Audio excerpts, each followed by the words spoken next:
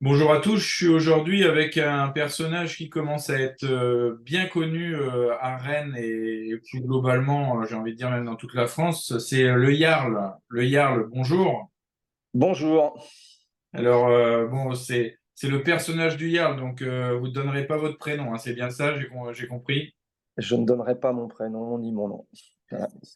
Alors, est-ce que malgré cet anonymat relatif, on va dire, parce que vous vous montrez en vidéo quasiment, enfin hebdomadairement, on va dire, est-ce que vous pouvez vous présenter un peu à nos lecteurs qui ne vous connaîtraient pas? Alors oui, rapidement, sans faire l'état d'une vie complète, parce que j'ai bientôt 50 ans, mais sur une grosse partie de mon travail, j'ai été à la porte d'entrée de discothèque parce que j'ai été directeur de différents établissements et propriétaire également de boîtes de nuit. Et donc, on m'a surtout beaucoup connu ces derniers temps parce que je suis dans un des plus gros établissements de la place rennaise. Et donc, je travaille là-bas. Ça fait beaucoup, beaucoup de passages, beaucoup de gens y venir, puisque chaque soir, l'établissement est complet. La jauge est à 1000. Donc, ça fait beaucoup de monde à passer sur un week-end quand on est ouvert 3 soirs. Voilà comment je me suis fait connaître par le biais de ce poste. Et puis ensuite, j'ai effectué des vidéos de terrain où j'ai montré réellement aux gens ce qui se passait sur les extérieurs des établissements de nuit de la place rennaise, avec les agressions, les MNA, les dealers, les voleurs, enfin voilà. Et en montrant réellement ce qui se passait et comment on devait réagir pour pouvoir les faire partir des secteurs, bah voilà, les gens ont partagé mes vidéos, les ont regardées, les ont commentées, et puis je me suis fait connaître comme ça.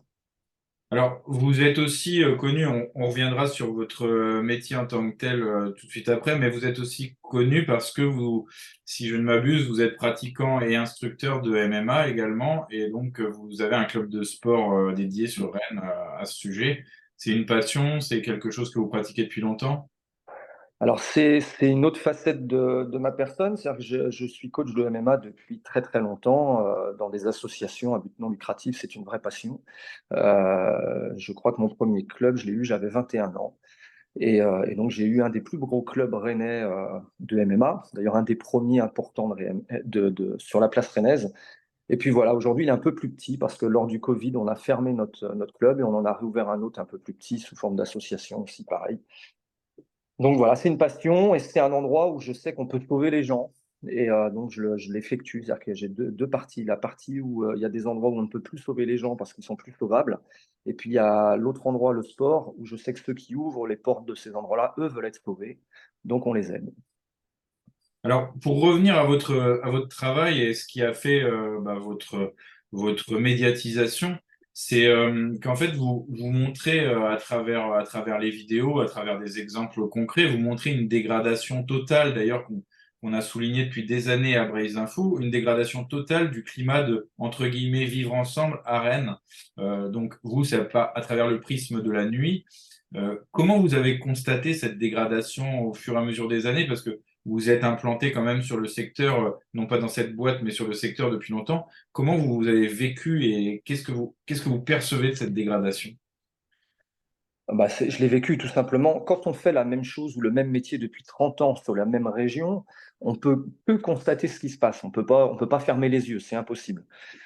Et l'après, on sentait les choses venir, mais l'après Covid a été réellement percutant. C'est-à-dire que là, alors, on peut trouver toutes les raisons du monde, hein. Moi, je ne vais pas les expliquer ici et les gens en jugeront de tout ça. Mais l'après Covid, il s'est passé quelque chose de terrible, c'est que la partie des MNA, alors je ne sais pas si les gens savent ce que veut dire le mot MNA, peut-être qu'il faudra le préciser, mais Mineurs isolés, enfin c'est ce qu'on appelle les mineurs non accompagnés aux mineurs voilà, isolés étrangers. c'est ça, les mineurs non accompagnés, donc pas de papier, parlent français mais très très mal ou très peu ou pas du tout parfois, mentent sur leur âge, on le sait tous, tout le monde le sait, c'est pas un secret c'est un secret pour personne, mais en attendant, ils se considèrent comme mineurs, ce qui fait que non condamnables en France. Et puis les dealers, qui sont un autre problème. Également, on pourra en parler parce que j'ai un avis là-dessus aussi, hein. Je le constate et je vois comment on est obligé de faire, et ça, c'est incroyable. Et ce qui s'est passé, c'est que l'après-Covid, on s'est rendu compte de la différence de violence des agressions. C'est ça qui m'a le plus choqué. Je me suis dit, non, mais là, on part sur un stade où c'est plus jouable. C'est-à-dire qu'en fait, pour un portefeuille ou pour un portable, on peut défoncer quelqu'un. Mais quand je dis défoncer, c'est le laisser pour mort. Et quand j'ai vu ça, les premières situations, au bout du troisième week-end où j'étais dans l'établissement, où j'étais arrivé je suis avec ma femme à la direction de cet établissement là où je suis à Rennes. Au bout du troisième week-end, je constate que des jeunes MNA tombent à 8 sur un couple sur la place où je travaille, qui venaient même pas de chez nous. Hein. Ces clients n'étaient pas de chez nous. Enfin, ces gens n'étaient pas de chez nous. Et puis, ils les ont défoncés. Et les ont laissés presque pour morts. On les a sauvés, hein, clairement. Alors, d'ailleurs, le monsieur m'avait contacté après par le biais des réseaux pour me remercier, parce que je pense que le garçon, en tout cas, aurait fini probablement soit handicapé ou soit carrément mort. Très, très blessé au visage. Enfin, bon, voilà. Et j'ai pris conscience, mais la violence a pris un échelon, quoi. Et pourtant, la violence, je la connais, c'est mon métier. Je fais ça depuis 30 ans. La brutalité, je sais ce que c'est. Et là, j'ai compris. En fait, il n'y avait plus de règles.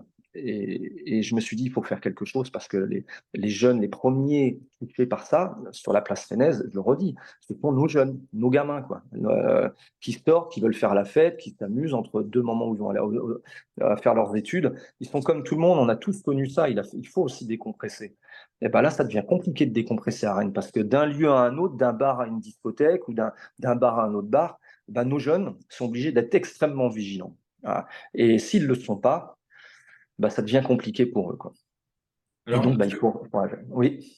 ce que vous avez constaté, c'est peut-être aussi qu'effectivement, fut un temps, bon, il y a toujours eu des bagarres, il y a toujours eu des embrouilles, il y a toujours eu des choses, mais effectivement, les couteaux sont peut-être un peu plus de sortie, les lynchages au sol sont un peu plus courants, et vous me disiez également que à Rennes aujourd'hui, quasiment tous les 300 ou 400 mètres le soir, on pouvait se faire embrouiller, quel que soit l'endroit, y compris dans le centre-ville. Surtout dans le centre-ville. En fait, aujourd'hui, c'est devenu, il y a très peu d'endroits à Rennes où on peut se balader sans s'inquiéter. Mais on peut parler avec tout le monde. Faut être honnête, hein, même les gens de gauche ne veulent pas le dire médiatiquement, mais il y en a plein qui ne le ressentent et se rendent compte que ça devient compliqué. D'ailleurs, la preuve, c'est que ces gens-là ne sortent plus. C'est-à-dire qu'ils sortent très tôt le matin pour aller faire leurs courses, mais si on leur demande s'ils vont au resto, trouver des restos qui cartonnent au centre-ville aujourd'hui le soir. Comment on va à pied sur un resto en étant tranquille? Hier soir encore, je suis allé avec ma femme dans un restaurant en centre-ville. En se baladant, j'habite dans le centre, moi, hein, donc j'avais 350 mètres à faire pour aller au resto que j'avais choisi. Les restos sont vides. Et quand on se balade et qu'on croise des gens et qu'on connaît, on va leur demander alors, t'es sorti tout? Bah ouais, ouais, on fait gaffe, tiens, faut aller là-bas, faut faire attention là-bas, t'as vu, ils sont tout un groupe, machin. On est dans le centre. Et je me dis, mais c'est fou parce qu'en fait, même l'économie de la ville est touchée gravement parce que les gens flippent, quoi. Ils ne vont même plus sortir, quoi. Les Et gens flippent, quoi. comment vous Mm. expliquez alors qu'on continue à dire que Rennes, alors certains médias avec certaines analyses continuent à dire que Rennes est une des villes où il fait le mieux vivre? Mais Euh, parce qu'en fait, ils sont dans les endroits où ils sont sûrs d'être peinards. Ils vont pas dans les endroits qu'ils ne veulent pas voir, de toute façon, c'est évident. Là, il y a quand même une bonne nouvelle, on va y venir, parce que c'est malgré tout peut-être une pseudo-bonne nouvelle, mais en attendant, euh, Macron a reconnu à demi-mot hier soir, quand il dit que là, il y a peut-être un problème, qu'il va falloir faire attention à l'immigration, qu'il va falloir la réguler. Enfin, depuis les 30 dernières années, il n'y en a pas un qui a osé le dire. Ça y est, il l'a dit. Ah, attention, il l'a dit. Mais à Rennes, on peut plus le nier aujourd'hui. Là, on m'a annoncé quelque chose de dingue. Alors, je ne sais pas si vous le savez, mais on m'a annoncé il y a 3 jours qu'on allait avoir des nouveaux MNA, c'est tous les ans. Hein. Donc, pour comprendre, c'est que nous, quand on fait la chasse à ces gens-là qui viennent déglinguer les gens qui passent sur la place, la dalle, elle s'appelle l'endroit, la dalle. Euh, il faut fréquemment se remettre sur le territoire parce qu'en fait, quand il y en a qui partent, des nouveaux arrivent. Mais en fait, le problème, c'est que c'est dans toute la ville pareil. C'est-à-dire que quand il y en a qui partent, des nouveaux arrivent. Donc, même quand on arrive à mettre assez de pression à certains et qui se disent, il ne faut plus aller là parce que c'est nous maintenant qui sommes en danger, bah, d'autres viennent prendre la place. Bah, là, le mois de septembre, ça va être que ça. Septembre, octobre, vous allez voir les vidéos que je vais faire passer, ça va être que ça. Des nouveaux, il va falloir sortir en urgence, aider les gens qui sont agressés, parce que je dis bien aider, hein, ils se font littéralement agresser, quoi. Et si on fait rien, ils ont des tronches comme ça, pour un portable, pour un portefeuille, parfois même pour rien, parce que s'il y en a un qui ose dire quelque chose, alors là, c'est mort. Alors, vu de l'extérieur, vous êtes devenu une sorte allez, on va dire un justicier public, mais vous n'êtes ni policier, ni juge, ni magistrat, ni élu, ni quoi que ce soit. Donc, certains vont aller vous dire, mais en quoi est-ce à un agent de sécurité, on va dire, ou à un videur, ou un portier d'établissement, ou à un patron d'établissement, en quoi est-ce à lui de faire la loi, de mettre des vidéos, de faire la police, en fait. Est-ce que ce que vous le faites justement pour combler un vide d'une certaine façon et comment vous percevez, juste par rapport à ce que vous vivez au quotidien, comment vous percevez l'attitude et de la police et de la justice? Est-ce que la sécurité des citoyens est encore assurée par l'État d'une certaine façon? Alors, je vais dissocier l'état de la police. Ça paraît incroyable, hein, mais je le dis parce que la police, je les vois tous les week-ends, en permanence. Ils font des systèmes d'îlotage entre chaque établissement. Je sais que quand je le dis sur les réseaux, je suis un des rares à oser le dire, mais je le dis, les gens se trompent en fait. Ils font un boulot de dingue. Les mecs, ils font vraiment un boulot de dingue, quoi. Nous, si on a besoin de les appeler, ils arrivent rapidement. On a eu des gens qu'on a été obligés de bloquer au sol, menottés. Vous savez qu'il y a des règles. Donc on fait de la séquestration. Mais quand on fait ça, on doit systématiquement prévenir la police nationale qui doit prendre le relais quand c'est nécessaire parce que quelqu'un devient extrêmement dangereux pour les gens. On n'a pas le choix de le faire. C'est pour protéger les gens, en fait, tout simplement.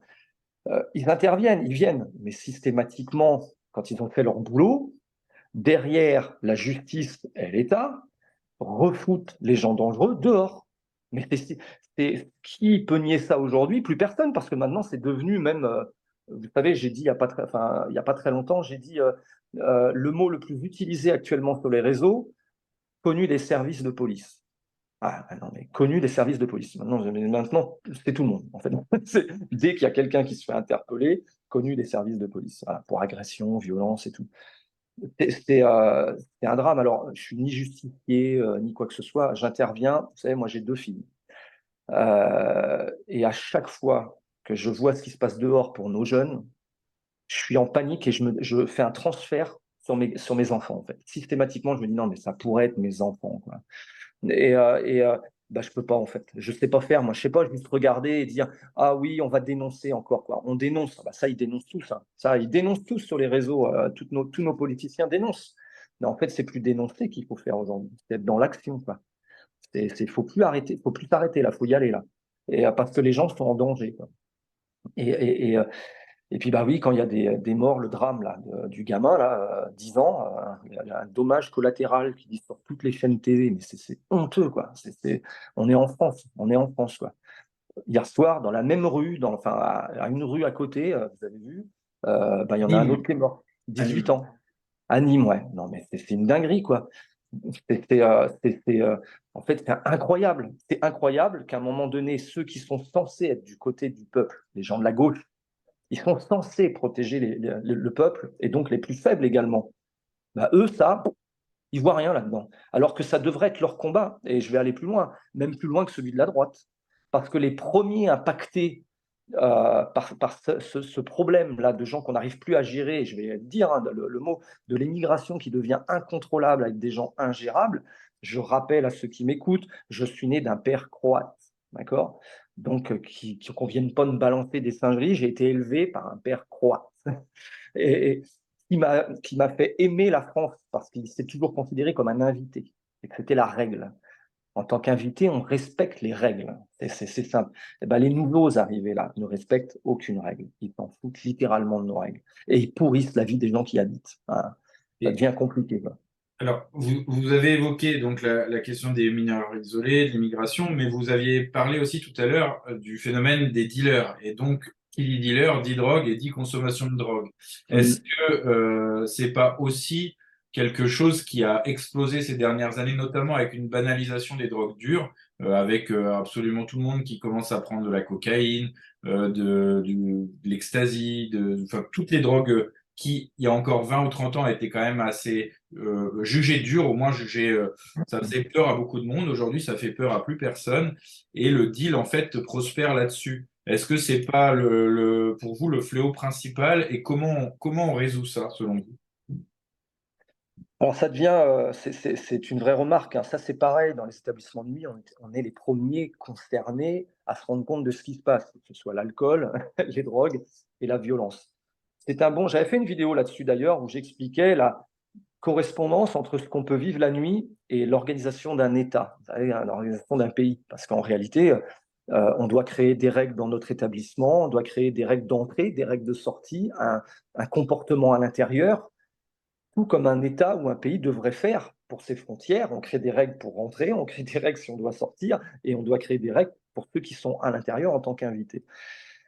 Dans ce qu'on a pu remarquer, et ça je l'ai expliqué aussi souvent, c'est qu'effectivement les drogues dures, ça y est, c'est fini. Enfin, le mot drogue dure, il n'y a plus que des vieux comme nous qui le disons. Hein. Ceux de 20 ans, le mot drogue dure, ils ne connaissent pas.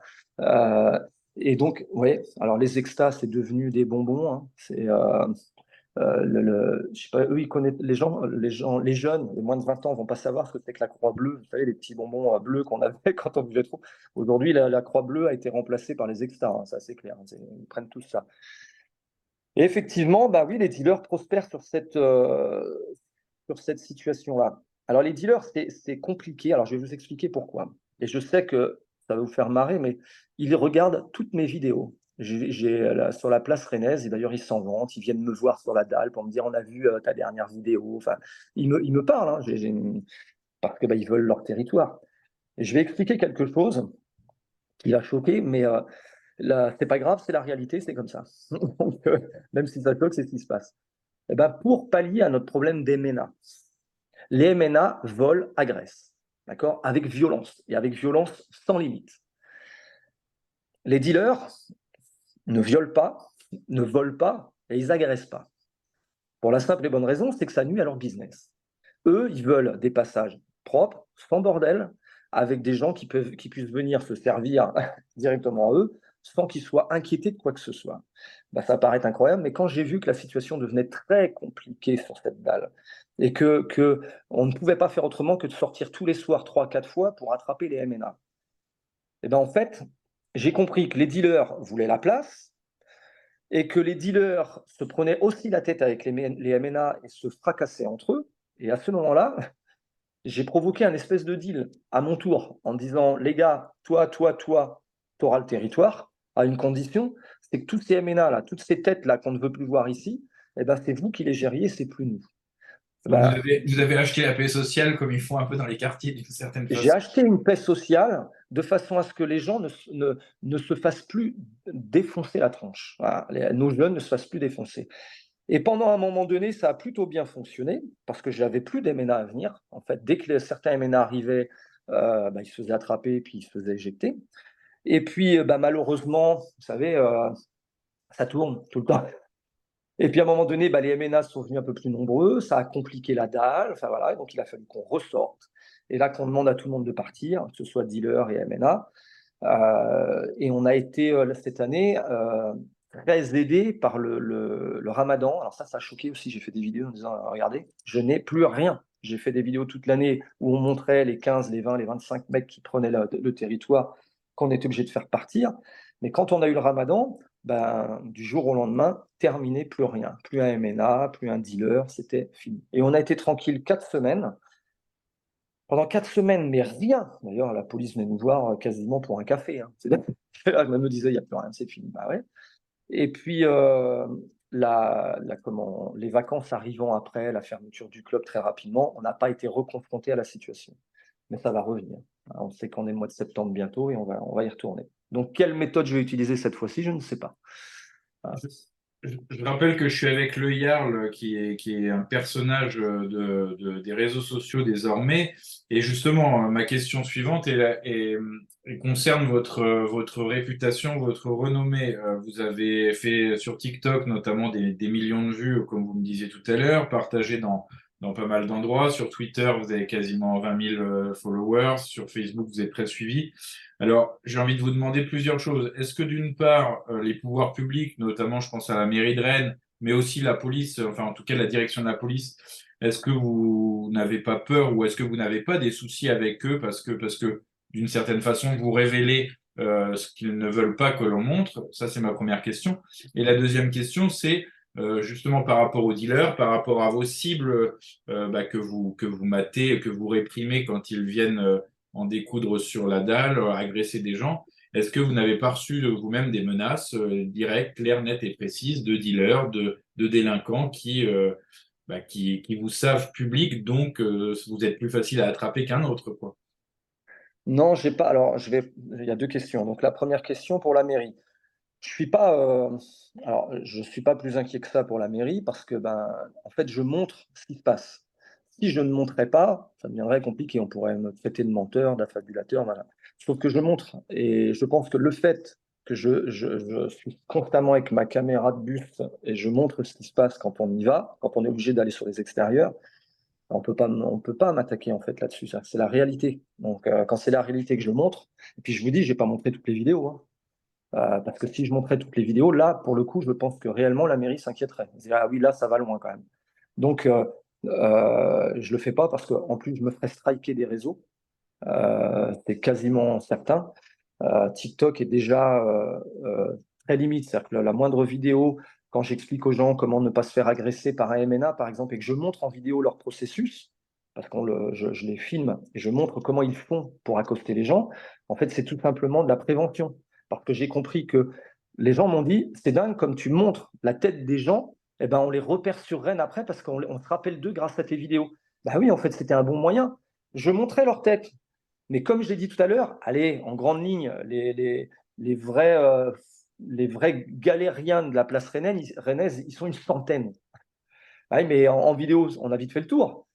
Et ben à la fin, enfin, par exemple l'année dernière, je recevais des dizaines et des dizaines de messages de gens qui me disaient, je viens de croiser le gars que tu as mis en vidéo qui a agressé telle personne, j'ai changé de trottoir, j'ai vu que c'était lui. Et en fait, je me suis dit, c'est dingue, ça fonctionne. Quand on les montre, comme ils sont tout le temps dehors et pas mis en tôle, bah oui, mais du coup, on les repère.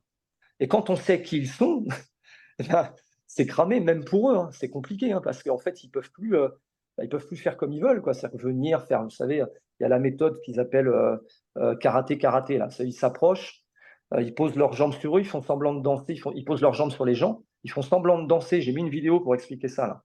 Et pendant ce temps-là, ils piquent le portable et le téléphone ou les chaînes, et on s'en aperçoit en général que 1 ou 2 minutes après, quoi. Et si on s'en aperçoit et qu'on les repousse, bah là, ils nous tombent dessus à 7-8 pour quand même avoir leur butin. Donc, c'est soit on accepte qu'ils viennent faire leur danse, on se fait voler et puis c'est fini, soit on l'accepte pas et de toute façon, il faut être armé quand même parce que faut répondre, quoi, parce qu'ils vont arriver à plusieurs.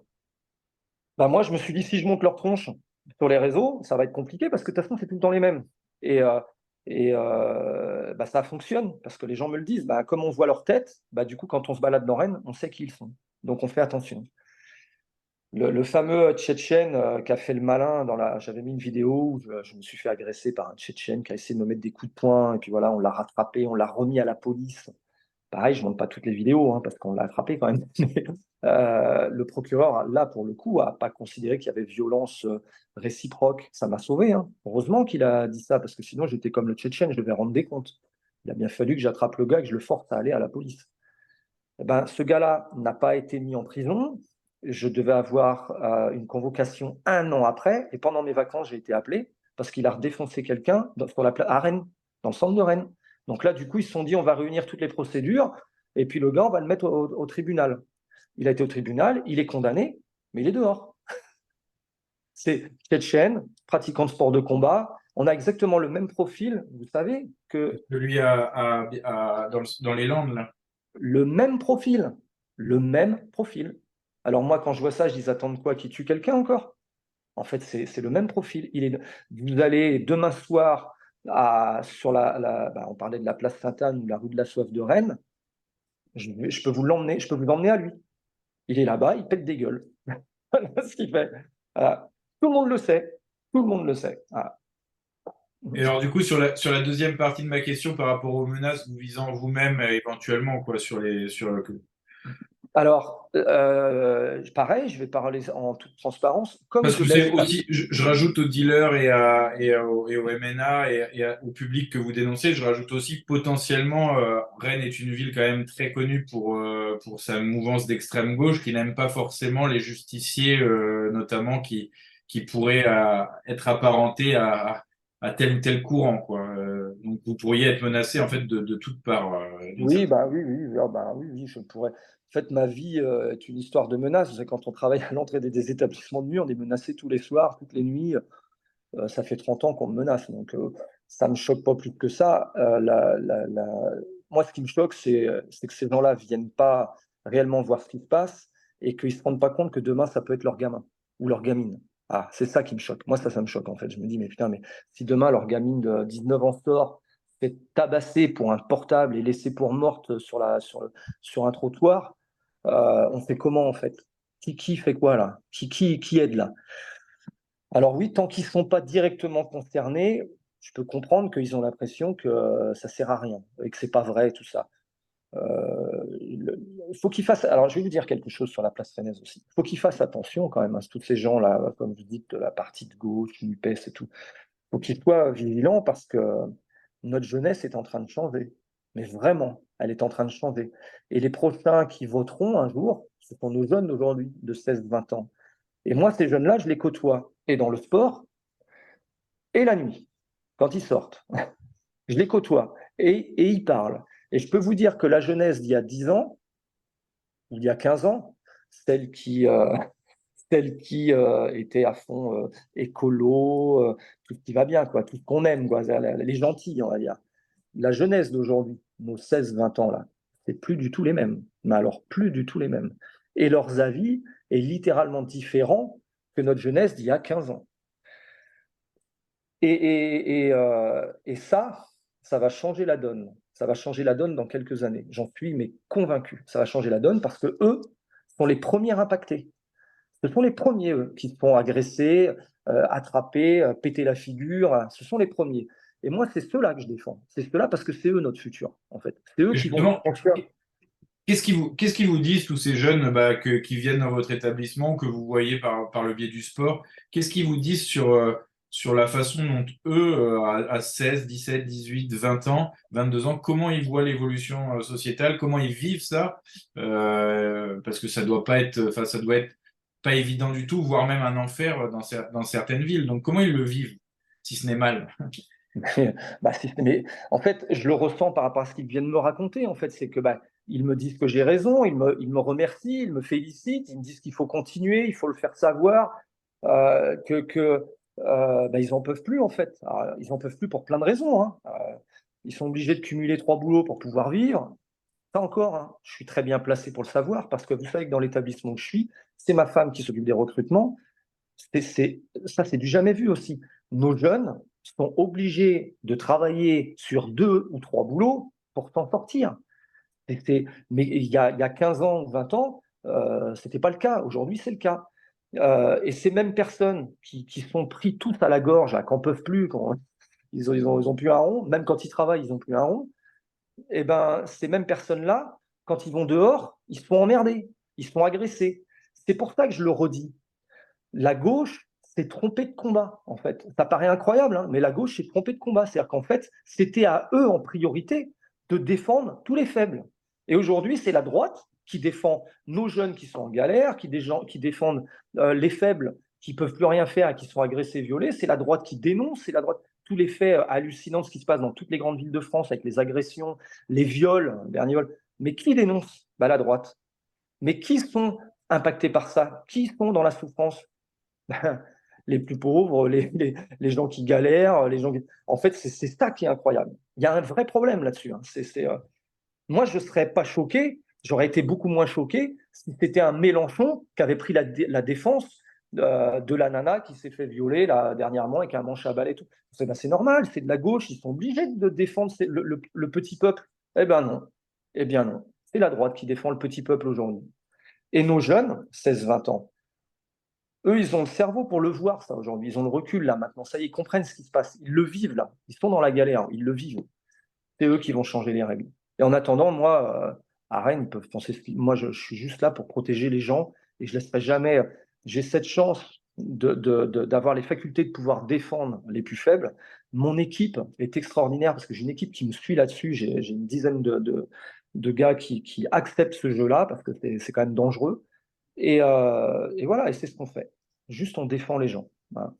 Justement, pour conclure, quel message vous avez envie d'adresser, j'ai envie de dire, à la fois à la jeunesse, et qu'elle soit rennaise, bretonne ou d'ailleurs dans d'autres métropoles françaises, ou dans la ruralité, parce que ça, des fois, ça dérive aussi dans la ruralité maintenant.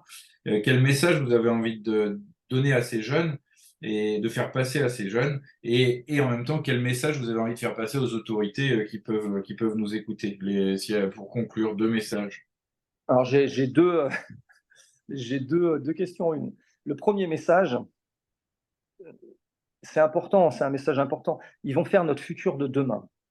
Notre premier message, c'est de revoir de A à Z comment ils feront avec leurs gamins demain. C'est le premier message. Alors oui, hein, je vous parle sur 15, 20 ans, 30 ans, là. Mais en fait, c'est le seul moyen de s'en sortir. L'éducation que nos mômes ont eue, en tout cas dans tous ces endroits compliqués, tout ça, il y a 20 ans, il faut dire les choses, ça a été un échec pour beaucoup. En fait, la, la, la génération non-non, comme disait comment, Diams, vous savez, la génération non-non, il n'y a pas plus vrai que cette chanson, en fait. Je ne sais pas si elle s'est rendue compte de ce qu'elle faisait à cette époque, mais aujourd'hui, on l'a subi, la génération non-non, et que c'est ça qui a fait qu'il n'y a plus de règles. Tout est possible, on n'interdit plus rien, il n'y a plus de règles. Ah. Et à partir de là, bah, tout commence. Et notre nouvelle jeunesse, là, qui commence à prendre compte, là, les 16-20 ans, qui commence à se rendre compte qu'il y a un problème, qui, eux, sont issus de parents de la génération non-non. D'accord. C'est ça le truc. C'est à eux de changer ça, en fait. C'est à eux de demain. Et moi, c'est ce que j'explique, hein, et dans mon club, et à la boîte, parce que tout le monde vient de parler. Hein, je fais une centaine de selfies par soir, hein, maintenant. Donc, et ben, je leur dis, en fait, demain, vos enfants, mettez des règles. Il y a des lignes, en fait. Et c'est pas grave s'il y a des lignes. On a le droit de dire à un enfant de 15 ans, non. Il y a le droit de lui dire, non, ça, tu peux pas faire. Parce que là, tu es de l'autre côté de la ligne. Et si on retrouve ça, si on arrive à remettre ça dans le bon sens, je pense que même dans les quartiers, ça peut se régler. Le problème, c'est que les parents ont complètement abandonné. Vous savez, quand on se retrouve dans la police pour des problèmes de plainte, de procédure et tout ça, mais des parents, j'en ai vu des dizaines et des dizaines.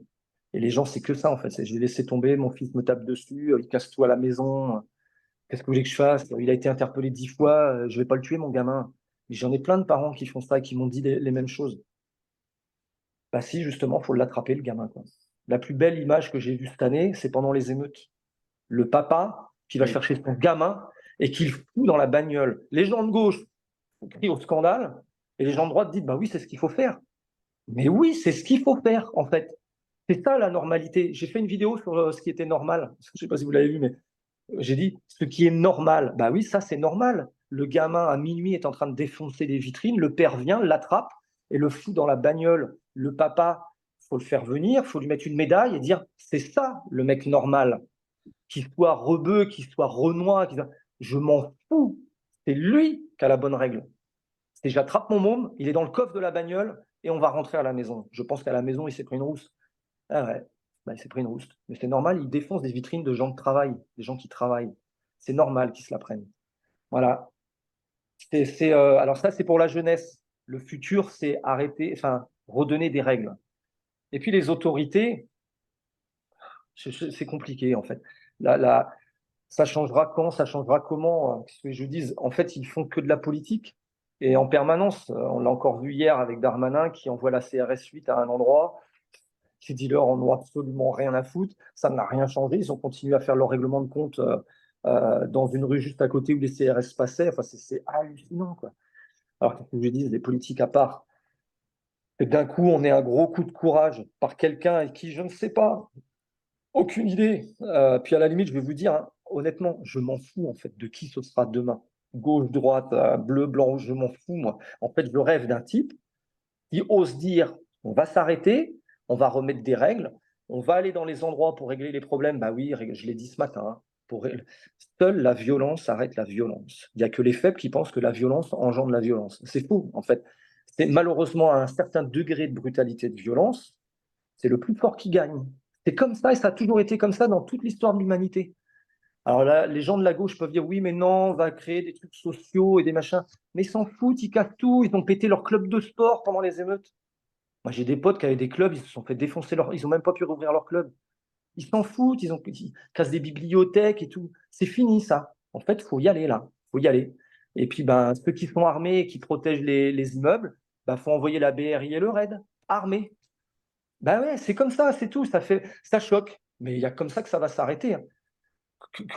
Ça va paraître incroyable, mais il y a, ça c'est pareil. Vous avez connu cette période-là, mais nos parents ont surtout connu. Il y a 30 ou 40 ans, j'ai plus la date, mais il y avait un Mestrine. Il y avait un Mesrine. Comment on a arrêté le Mesrine? Bah, comment on a arrêté le Mesrine? Bah, il y a plus le choix à un moment donné quand le mec il tire sur tout le monde, il attrape les journalistes, il les enferme dans des caves. Un jour, il y a un type qui a tapé du poing sur la table, j'ai plus son nom de l'époque, du ministre de l'époque, en me disant bah go quoi, faut y aller quoi. Bah oui, bah go, faut y aller là. Là maintenant, là en France, on y est là, faut y aller. Alors ça choque. Bah ouais. Moi j'entends souvent dire Mélenchon, il dit faut envoyer l'armée.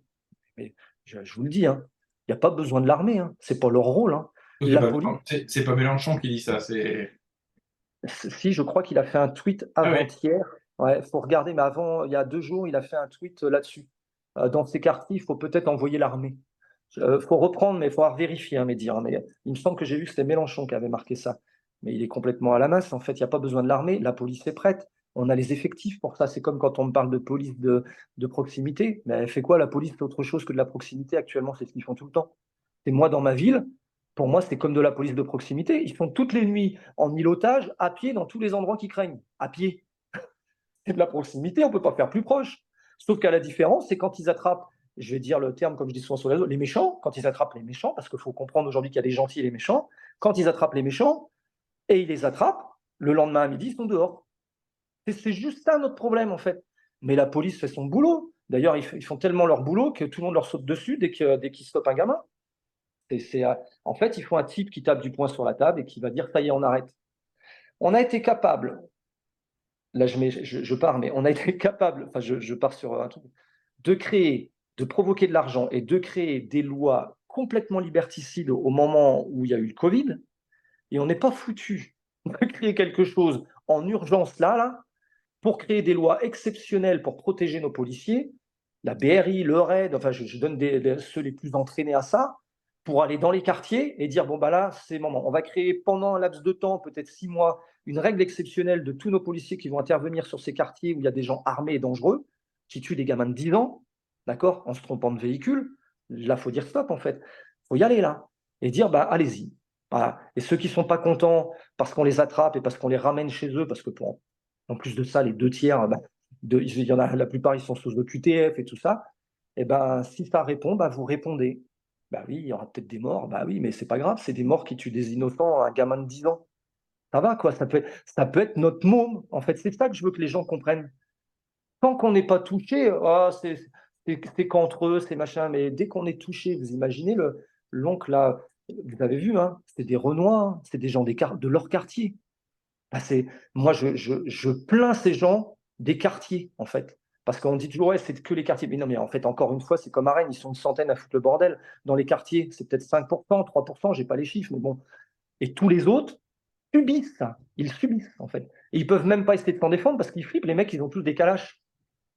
Il y a des endroits où, pour rentrer dans les immeubles, les gens sont fouillés. On est en France. Mais il n'y a pas à un moment donné un mec en haut là qui va dire ah non, non, non, en fait là on va envoyer la BRI qui va être devant les immeubles et ce n'est pas les dealers qui vont fouiller en fait. Là la BRI va protéger là parce que les gens bah, ils doivent être protégés quoi. Et puis s'il y en a qui sont pas contents, bah oui, s'ils commencent à tirer, à s'enfuir, à machin, bah oui, bah ouais, C'est le jeu. c'est le jeu, c'est le jeu. Tu peux tenter. Mestrine a voulu fuir, bah il est mort. Bah, il est mort, c'est tout. Il a voulu fuir, il est mort. C'est comme ça. Le Yarl, merci beaucoup pour cet entretien. Je mettrai la description de vos différents réseaux sociaux en dessous de ce podcast. Merci beaucoup à vous. Le Jarl vous salue tous.